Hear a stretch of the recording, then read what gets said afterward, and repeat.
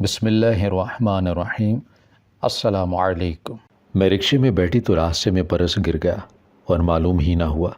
Rickshaw खाली था। Rickshaw वाला किराया मांगने लगा तो मैं परेशान हो गई। जब वो बोला कि बाजी तुम घर जाओ, मैं रात ले लूँगा किराया, और चला गया। मुझे उसकी बात समझ में नहीं आई। वो तो मेरा घर भी नहीं जानता था। रात जब मैं सोई तो यूँ लगा कि जैसे कोई कमर पर मसाज कर रहा हो। मैं उसे ख्वाब समझी, पर अब रोज़ ऐसा ही होने लगा।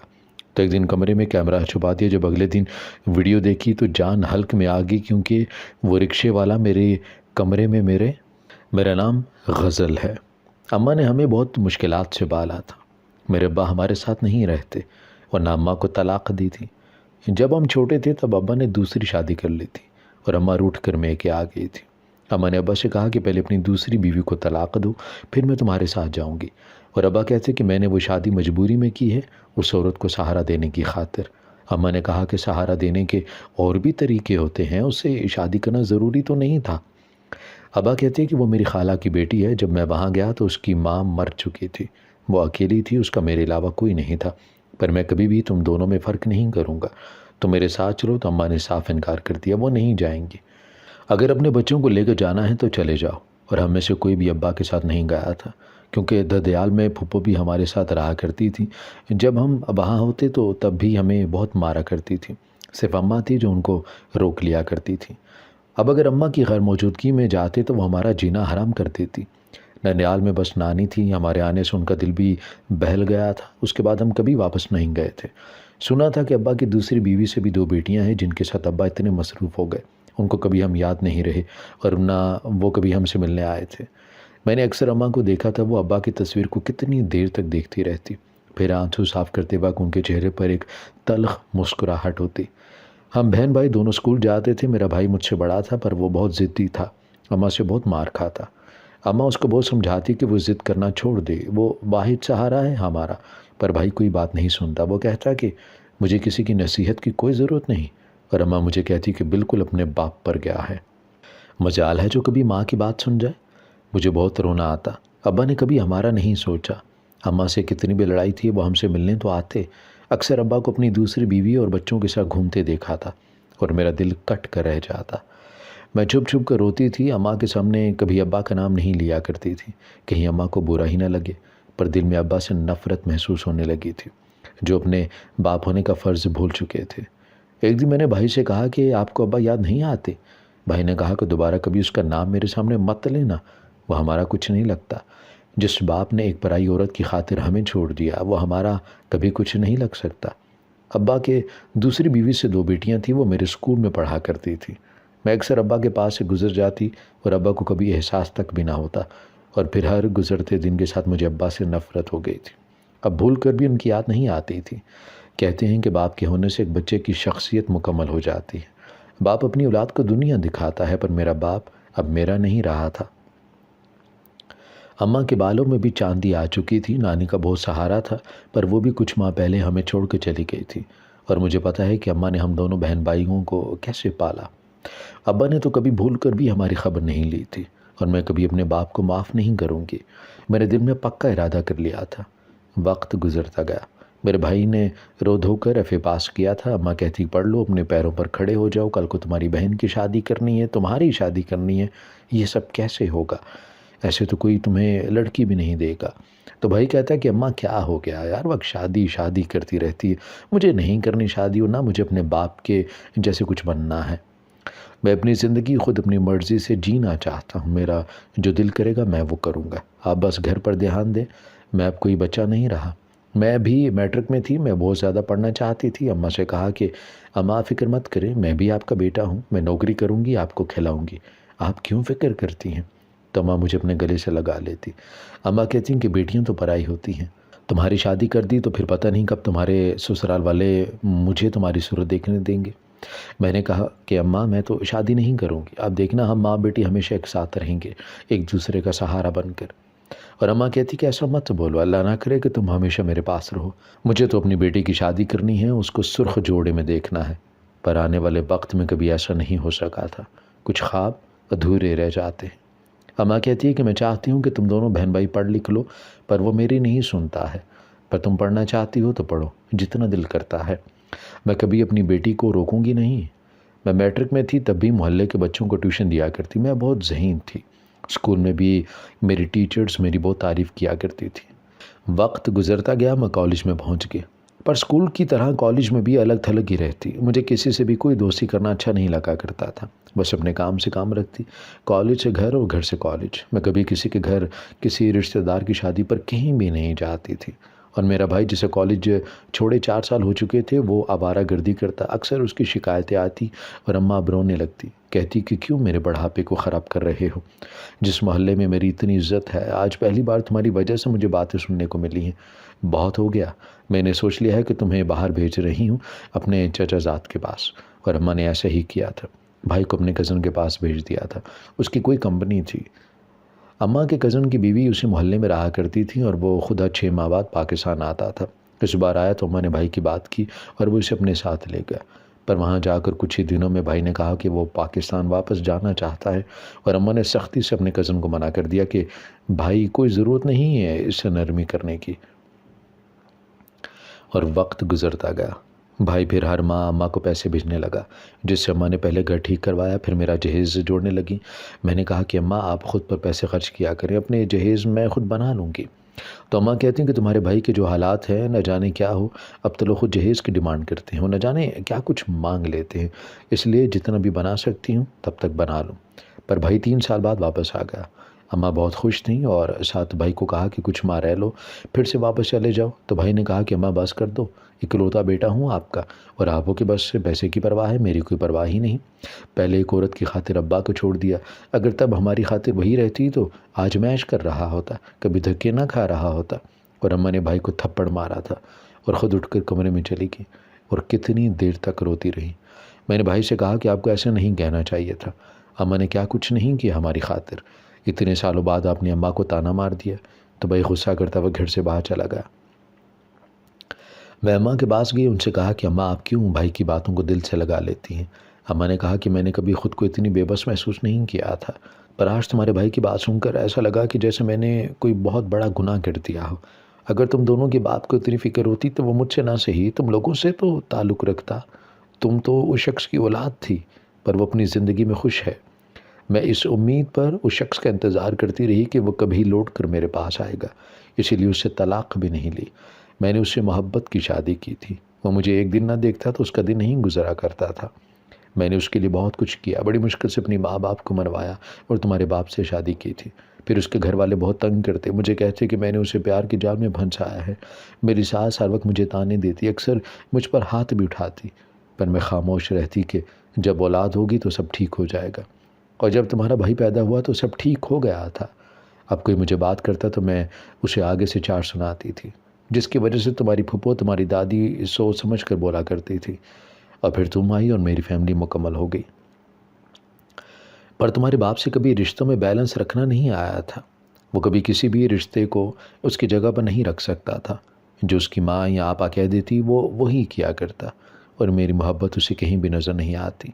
मुझे बहुत पछतावा होता अपने किए पर। काश मैं उससे शादी ना करती, पर मोहब्बत के हाथों मजबूर थी। मोहब्बत इंसान को कमज़ोर बना देती है। और फिर तुम्हारे अब्बा ने मुझे बताया बग़ैर दूसरी शादी कर ली। वो चाहता तो उस लड़की को बहन बनाकर इस घर में ला सकता था। हम खुद उसका रिश्ता किसी अच्छी जगह में करते।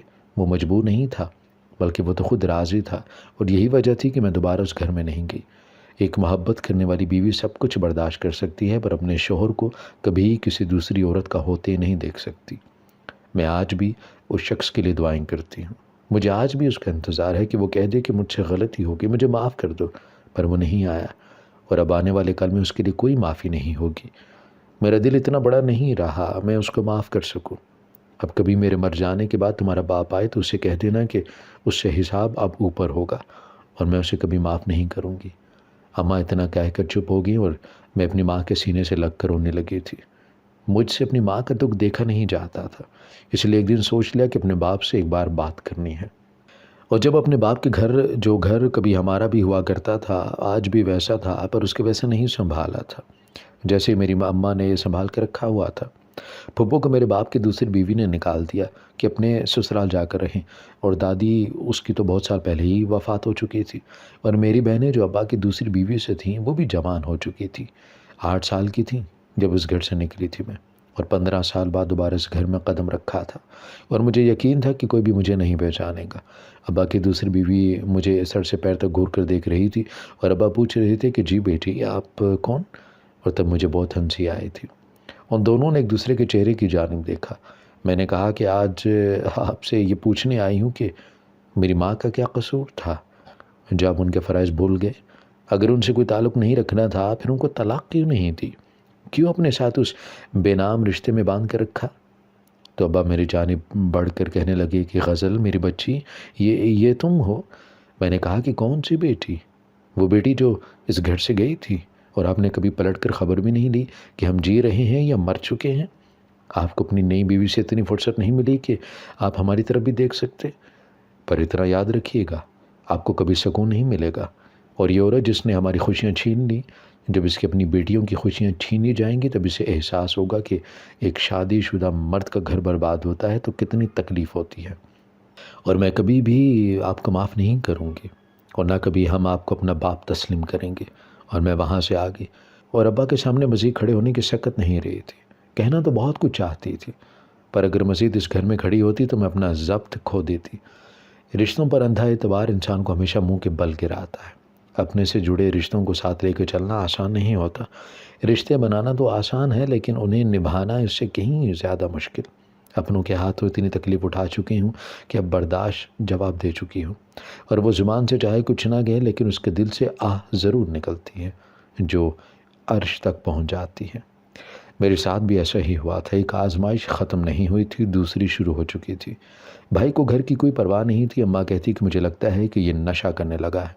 अक्सर जब घर आता है तो बहका बहका मालूम होता है। मुझसे भी बात नहीं करता है, सुबह को घर से निकल जाता है और रात गए वापस लौटता है। अगर कहती हूँ कि कोई काम ढूंढ लो तो कहता है कि आपको तो बस पैसा चाहिए, आपको मेरी कोई परवाह ही नहीं है। और अब तुम्हारे रिश्ते आ रहे हैं, और मैं सोच रही थी कि तुम दोनों बहन भाइयों का रिश्ता एक साथ कर दूँ, पर घर के हालात भी ख़राब होते जा रहे हैं। मुझसे अब सिलाई नहीं होती और ना घर चल पा रहा है। महंगाई भी बहुत हो चुकी है।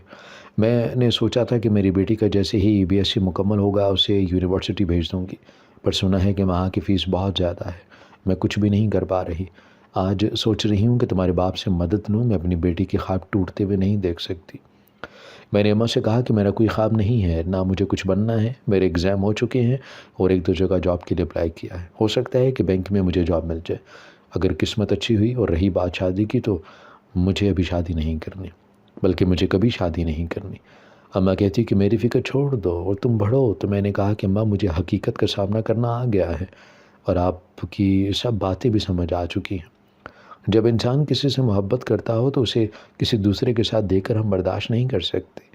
मैं जब अपने बाप के घर गई तो मुझे एहसास हुआ कि आप किस तकलीफ़ में हैं, और अम्मा ने हैरान होकर मेरी तरफ देखा था। अम्मा ने कहा कि कैसा है तुम्हारे अब्बा? उसने तुम्हें पहचान तो लिया होगा ना? उसने तुमसे ये तो नहीं कहा कि यहीं रुक जाओ, मेरा तो पूछा होगा? और मैं अम्मा के चेहरे को देखने लगी। एक खूबसूरत औरत का दुख और तकलीफ़ों ने आधा कर दिया था। उम्र से पहले उनके चेहरे पर झुर्रियाँ पड़ चुकी थी और आँखों के गिर्द हल्के पड़ चुके थे, और मैं अपने कमरे में आकर बहुत रोई थी। मेरी माँ बहुत बेबस थी, जिसकी शादी को 10 साल हुए थे और मैं कि आकर बैठ गई थी। कभी सोचती कि अम्मा को इस औरत को बर्दाश्त करना चाहिए था, फिर सोचती कि जिस औरत ने मोहब्बत की शादी की हो वो कैसे बर्दाश्त कर सकती है, और अम्मा ने बिल्कुल ठीक किया था। पर जब अब्बा को आजमाया तो अब्बा इस मोहब्बत को भूलकर अपनी ज़िंदगी में मसरूफ़ हो गए। मेरी माँ के नसीब में शायद खुशियाँ नहीं थीं जो पहले बाप जुदा हो गया और अब जवान बेटा जिसे कोई परवाह नहीं। न जाने सब कब ठीक होगा। हमारे घर में न जाने कब खुशियाँ आने वाली थीं, पर मैं भूल चुकी थी हमारे नसीब में खुशियाँ नहीं थी। मुझे बड़ी मुश्किल से जॉब मिली थी जिससे हम माँ बेटी गुजारा कर रहे थे, पर अक्सर भाई पैसे छीन कर ले जाता। अम्मा कहती कि मैं क्या करूँ इस लड़के का, इसको बददुआ भी नहीं दे सकती। मेरा बेटा है और मेरी दुआओं में कोई असर नहीं रहा जो ये राह रास्त पर आ जाए। ये मेरा खून है, मेरा बेटा है, पर इसकी आदत बिल्कुल अपने बाप जैसी हैं। हम माँ बेटी एक दूसरे के गले लग कर रोती रहती और मैं ख़ुद को बहुत बेबस महसूस करती। मैं बहुत परेशान रहने लगी थी। अम्मा की सेहत दिन ब दिन ख़राब होती जा रही थी और भाई को मैं समझा समझा कर थक चुकी थी। भाई भी कितने दिनों से घर नहीं आ रहा था। जब एक दिन सोचूं के दौरान मैं रिक्शे में बैठी तो रास्ते में पर्स गिर गया और मालूम ही ना हुआ। रिक्शा खाली था। रिक्शे वाला किराया मांगने लगा तो मैं परेशान होगी जब वो बोला कि तुम घर जाओ, मैं रात में ले लूँगा किराया, और चला गया। मुझे उसकी बात समझ में ना आई। वो तो मेरा घर भी नहीं जानता था। और आज जब मैं सोई तो यूँ लगा कि जैसे कोई मेरी कमर पर मसाज कर रहा हो। मैं उसे ख्वाब समझी, पर अब रोज़ ऐसा ही होने लगा। तो एक दिन कमरे में कैमरा छुपा दिया। जब अगले दिन वीडियो देखी तो जान हल्क में आ गई, क्योंकि वो रिक्शे वाला मेरे कमरे में मेरे साथ आकर गलत तस्वीरें बनाता और किसी को फ़ोन भी करता। फिर वो हंसता और वो कमरे में आने से पहले एक स्प्रे करता, जिससे मैं गहरी नींद में चली जाती और मुझे कुछ होश भी ना रहता। मेरे लिए सब डूब मरने का मकाम था। और वो हमारे घर आता कैसे था? मैं अपना सर पकड़ कर रोने लगी थी। मैंने तो किसी का बुरा नहीं चाहा था, फिर ये कौन शख्स था जो मेरे साथ ऐसा कर रहा था? उस दिन सोचा कि मुझे आज जान कर रहना है, इसलिए मैं सोई नहीं। अब नींद आनी भी कैसी थी? मेरा सर दर्द से फट रहा था, पर मुझे हकीकत जानना था। जब रात के 1 बजे वो कमरे में दाखिल हुआ, पर जब मुझे सामने बैठे देखा तो हंसने लगा। कहने लगा कि लगता है आज तो तुम खुद राज़ी बैठी हो। मैंने उसे कहा कि अपनी बकवास बंद करो, मुझे बताओ कि कौन हो तुम और मेरी ज़िंदगी क्यों तबाह कर रहे हो। तो वो कहकर लगा कर हंसा। कहने लगा कि तुम्हारे भाई ने कुछ नहीं बताया, किसी मासूम की ज़िंदगी बर्बाद कर दी उसने, और तुम मुझसे पूछ रही हो कि मैं ऐसा क्यों कर रहा हूँ। तो मैंने पूछा कि क्या किया मेरे भाई ने। तो कहने लगा कि मेरी इकलौती बहन थी, पार्लर में काम करती थी, बहुत लाड प्यार से मैंने पाला था उसे, और मेरे अब्बू ने उसका निकाह अपने भतीजे से कर दिया था। पर वो तुम्हारे भाई से मोहब्बत करने लगी, रोज़ घर देर से वापस आती। मुझे कोई फ़िक्र नहीं थी, क्योंकि मुझे पता था कि उसका निकाह उसकी मर्ज़ी से हुआ है। पर मैं तब ये नहीं जानता था कि वो किसी और से मोहब्बत करने लगी है। एक दिन मैंने उसे बाइक पर एक लड़के के साथ देखा, उसे बहुत मारा। उसने कहा कि मैं इस लड़के से मोहब्बत करती हूँ, अगर आप लोगों ने मेरी शादी वहाँ ना की तो मैं अपनी जान दे दूँगी। मेरी एक ही बहन थी, मुझे बहुत प्यारी थी। उसकी मोहब्बत की खातिर हम मान गए, और अब्बू के भतीजे को भी सब कुछ पता चल चुका था। उसने इसे तलाक दे दी, और जब वो तुम्हारे भाई के पास आई तो उसने कहा कि वो अभी शादी नहीं कर सकता, उसे बाहर के मुल्क वापस जाना है, पैसा कमाना है। मेरी बहन सारा दिन चंद पैसों की खातिर धक्के खाती है, इसलिए तुम्हारे माँ बाप ने यही तुम्हारा निकाह किया है। तुम यहीं शादी कर लो और मुझे भूल जाओ। और वो रोते हुए घर लौट आई, और मुझे बहुत गुस्सा आया, पर अब्बू ने कहा कि उस लड़के से तहम्मुल से बात करना, उसे मनाओ शादी के लिए, क्योंकि उसने बहुत बड़ा गुनाह कर दिया था मेरी बहन के साथ। उनकी मोहब्बत नहीं गुनाह बन चुकी थी, और अगर ये बात हमारे ख़ानदान वालों को पता चलती तो हम कहीं के ना रहते। पर जब तक मैं तुम्हारे भाई के पास जाता, मेरी बहन खुदकुशी कर चुकी थी। उसने मेरे हाथों में दम तोड़ा था। वो बस एक ही बात मुझसे कह रही थी कि भाई उस शख्स को मत छोड़ना, उसने मुझे धोखा दिया है। और तब सोचा कि उसे एक ही बार ख़त्म कर दूँ। फिर सोचा कि जिस तरह मैं तड़पा हूँ, तुम्हारे भाई को भी तड़पना चाहिए। वो कहता कि वो बेगुनाह है, तुम्हारी बहन ने मुझे मजबूर किया था, उसने मुझे नशावर अद्वियात दी थी। मैं ऐसा शख्स नहीं हूँ, पर ये कैसे हो सकता है। मैं जानता हूँ कि वो झूठा है। आज भी मैं अपने घर कदम रखता हूँ तो मेरी बहन की चीखों की पुकार मुझे सुकून नहीं लेने दिया करती। और फिर सोचा कि क्यों ना मैं भी उसकी बहन से बदला लूँ। मैंने तुम्हारे भाई को अगवा कर लिया था, और जब यहाँ आता तो उस कमरे में स्प्रे करता, जिससे तुम गहरी नींद में चली जाती। तुम्हारे साथ कुछ भी होता तुम्हें पता नहीं चलता था, पर मैं तुम्हारे साथ गुनाह नहीं कर सका, क्योंकि मुझे लगा कि जो कुछ तुम्हारे भाई ने मेरी बहन के साथ किया तो मुझ में और उसमें क्या फ़र्क रह जाएगा। इसीलिए बस तस्वीर बना लेता, ये वीडियो कॉल करके तुम्हारे भाई को तड़पाता। और मैंने उस शख्स के मुंह पर थप्पड़ मारा था। मैंने उसे कहा कि तुम इंसान कहे जाने के काबिल भी नहीं हो। तुम्हारी बहन इसमें अकेले मेरे भाई का कसूर नहीं है, तुम्हारी बहन का भी बराबर का कसूर था। जब उसका निकाह हुआ था तो उसको क्या ज़रूरत है किसी गैर महरम शख्स से रिश्ता जोड़ती।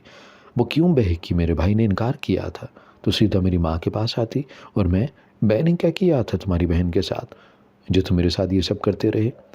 मैंने उसके हाथ से मोबाइल पकड़ कर तोड़ डाला, और वो लड़का मेरी जानिब बढ़ा, कहता कि मैं तुम्हें किसी और के काबिल भी नहीं छोड़ूंगा। और तभी मेरा भाई बहुत गुस्से में दाखिल हुआ और उस लड़के को गोली मार दी। भाई ज़ख्मी हालत में था, अम्मा भी वहाँ आ गई थी, वो सब कुछ सुन चुकी थी। अम्मा ने भाई से कहा कि किसी और की बहन की तरफ आँख उठाते वक्त तुम्हें यह ख्याल क्यों नहीं आया कि तुम्हारी भी बहन है। और आज भाई जेल में है, पता नहीं किसको किस जुर्म की सज़ा मिली। मेरी माँ बिस्तर से लग चुकी। अब्बा आते हैं, पर अम्मा अब बिल्कुल खामोश रहती हैं। वो कहते हैं कि मुझे माफ़ कर दो, पर अम्मा खाली आंखों से देखती रहती हैं। और मैं पिछले 5 साल से एक बैंक में जॉब कर रही हूँ। मैंने अभी तक शादी नहीं की, क्योंकि मेरी दुनिया मेरी माँ है, और मुझे बस अपनी माँ का ख्याल रखना है। ज़रूरी नहीं कि हर इंसान की कहानी मुकम्मल हो, कुछ लोगों के ख्वाब और कहानियाँ अधूरी रह जाया करती हैं। हमारी वीडियो अगर आपको पसंद आई है तो ज़रूर लाइक कीजिए, अपनी राय देना चाहें तो कमेंट्स कीजिए, अच्छी लगे तो शेयर कीजिए। इसके साथ साथ अगर आपने हमारा चैनल सब्सक्राइब नहीं किया तो ज़रूर कीजिए और बेल आइकन पर लाजमी क्लिक कीजिए ताकि हमारी हर आने वाली वीडियो आप तक बर वक्त पहुँच सके।